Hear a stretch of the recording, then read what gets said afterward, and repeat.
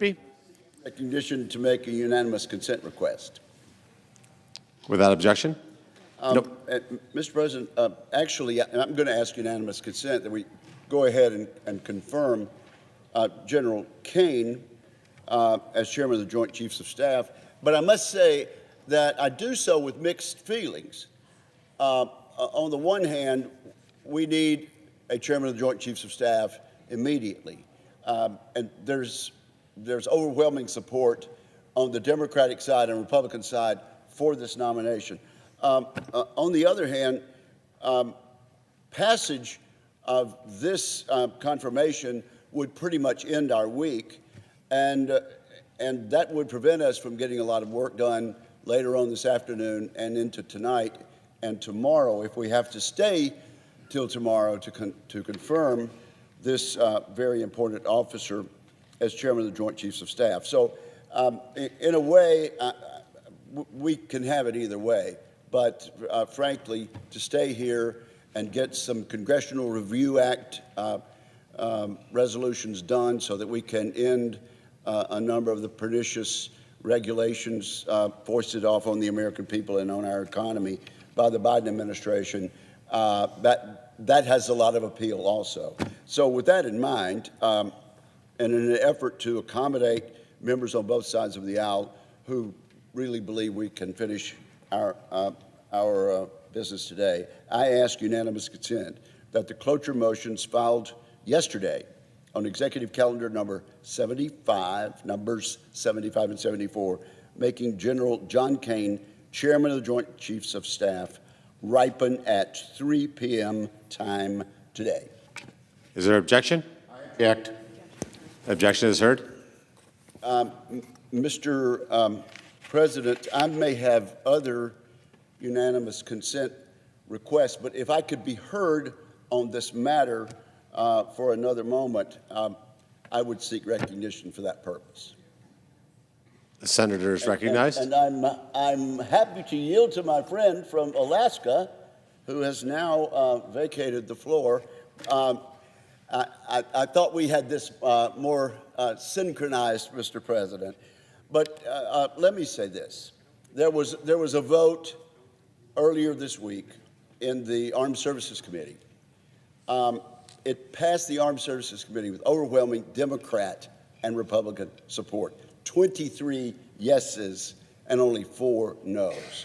So there's really no reason to delay this any longer. And frankly, there's so much going on around the world with the 4 powers that constitute an axis of aggression to the United States that we really should give the president the choice that has been endorsed so overwhelmingly by a bipartisan majority of the Armed Services Committee. And with that, having communicated better now with my dear colleague from Alaska, I would yield to the junior senator from the state of Alaska.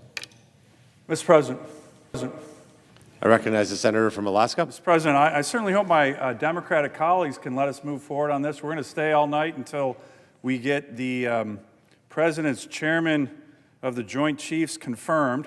Now, look, I know there was some concern about removing General Brown, C.Q. Brown. I actually really like General C.Q. Brown. I thought he did a good job. I've publicly stated a number of times that he's served his country very well. But here's the deal. The President of the United States is entitled to the chairman of the Joint Chiefs that he wants. And you look at history, senior military commanders on Democrat side, on Republican side, if the president doesn't feel comfortable with them, he has the right to remove them and move on. That's just our history. That's happened with Democrats. George W. Bush wasn't comfortable. General Peter Pace, he's a Marine. I happen to respect him a lot. He said, hey, I'm not comfortable. I'm moving to another chairman. President Obama fired 2 very senior 4-star generals inside of 2 years. One was General McChrystal, one of the most seasoned warriors, in a generation of warfighters. And he removed him. And so President Trump clearly had the authority to remove General Brown. He has now put forward General Kaine, who, by the way, everybody on the committee, Armed Services Committee, thought he did a great job. He's going to get a really big vote here. So why are we delaying it? I don't know. Doesn't make any sense to me. President deserves a senior military advisor. That's what the chairman of the Joint Chiefs is, his senior military advisor. The president needs to feel comfortable with that person. That person's actually out of the chain of command. And we've seen throughout history that when the president doesn't feel comfortable, he can remove one general and bring in another one. And that's what's happened here, and we should confirm General Kaine immediately. I think he's going to do a really, really good job. Matter of fact, Mr. President, I've interviewed, sat down with, served under hundreds of flag officers. General Kaine is one of the most impressive I've ever met. So we need to get on with it. And, there's these press stories about, why President Trump removed General Brown. I think it's just because he wanted to have a general who he trusts and feels comfortable with, and that's exactly his right as the commander-in-chief. So we should move on. General Kaine's going to get a very, I think, significant bipartisan vote. He should. And if the minority leader wants to object, we'll just grind it out all night and get it done. I wonder if I could reclaim my time to ask my distinguished friend from Alaska a question.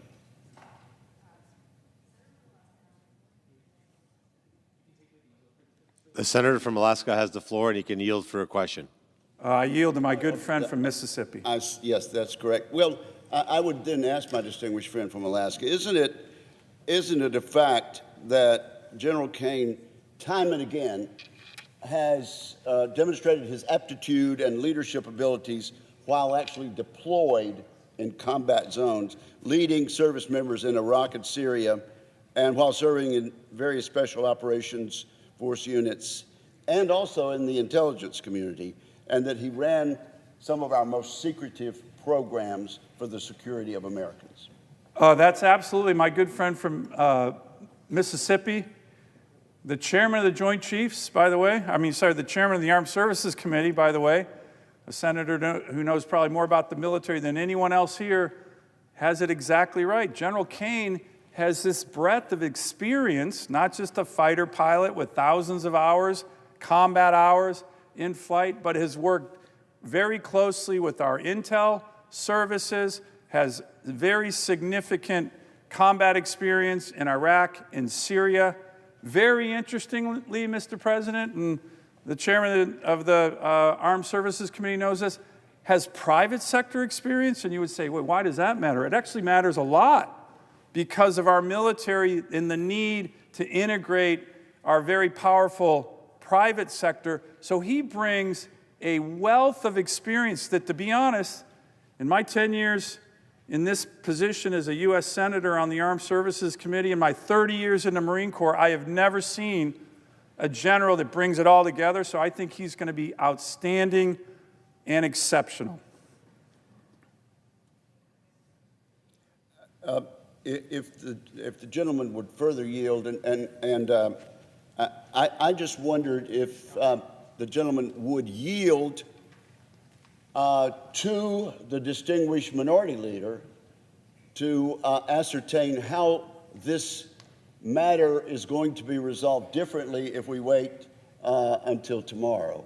I yield. The gentleman has the floor. Perhaps he would do so. Mr. President, I would yield to the distinguished minority leader and maybe having him watch this distinguished debate between me and the chairman of the Armed Services Committee has convinced him to bow to the inevitable, and that's the confirmation of the chairman of the Joint Chiefs.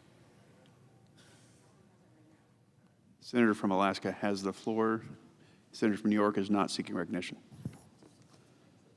Maybe this minority leader will explain why he's objecting, given that we just laid out very cogent, strong reasons that we need to move forward on confirming the chairman of the Joint Chiefs of Staff. Right now, it's a very dangerous world. Why would we wait? I'm curious on what the minority leader says. Now, I yield the floor if he has an answer.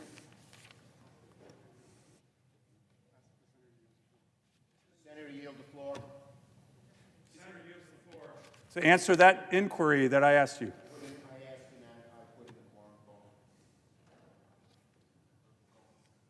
The clerk will call the roll. Ms. Alsobrooks.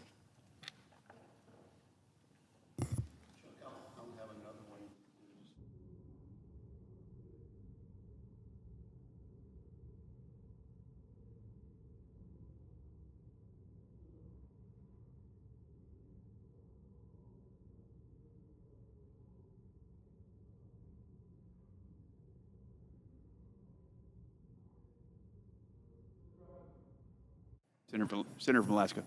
Ask that the quorum call be vitiated. Is there objection? There is an objection.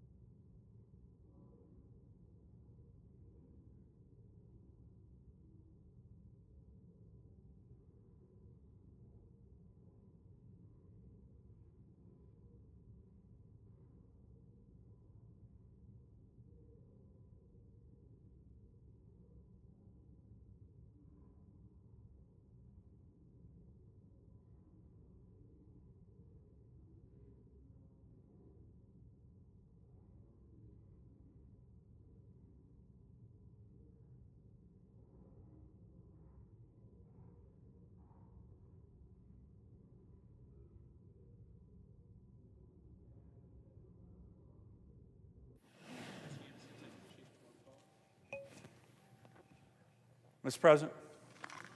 Senator from Alaska. Mr. President, I ask unanimous consent to vitiate the quorum call. Is there objection? Without objection. Mr. President, I just want the American people who are watching, those who care about our national security, the chairman of the Armed Services Committee just had a colloquy here on the floor talking about why we needed to move the chairman of the Armed Service, or the chairman of the Joint Chiefs of Staff, to get confirmed on the Senate here. And I and the chairman of the Armed Services Committee respectfully asked the question of the minority leader, Democratic minority leader, why are you blocking this? And you may have seen he just walked off the floor. He didn't answer. I don't know if he has an answer. If he has an answer, it sure would be good to hear what the answer is, because we need President Trump's chairman of the Joint Chiefs of Staff confirmed. And I bet he gets a strong bipartisan support in terms of his confirmation, because he's very qualified. And yet, without any explanation, the minority leader of the U.S. Senate just said, I object, and he walked off the floor. I hope the press reports on that. Holy cow, that's kind of big news. And if we have to be here all night, jamming down on them to get the chairman of the Joint Chiefs of Staff confirmed, because our country needs it during a very dangerous time, a general who's immensely qualified, then that's what we're going to do. But it sure would be easier to just agree with us, start moving on the boat, and get this highly qualified general confirmed as President Trump's chairman of the Joint Chiefs. But what you just witnessed, for anyone watching, the American people watching, was a non-debate. My good friend from Mississippi and I were describing why we need to move this forward. The minority leader of the U.S. Senate, who has the power to do it, just said, I object. Normally, on the Senate floor, when someone objects, they explain why. But he didn't want to do it.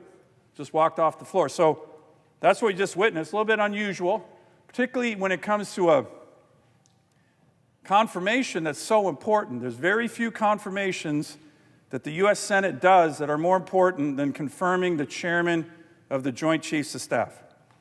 And I guess the Democrats are going to block it for now, and we will go all night to make sure President Trump has his principal senior military advisor, which he needs during these dangerous times.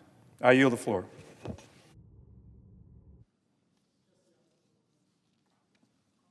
Clerk will call the roll. Ms. Alsobrooks.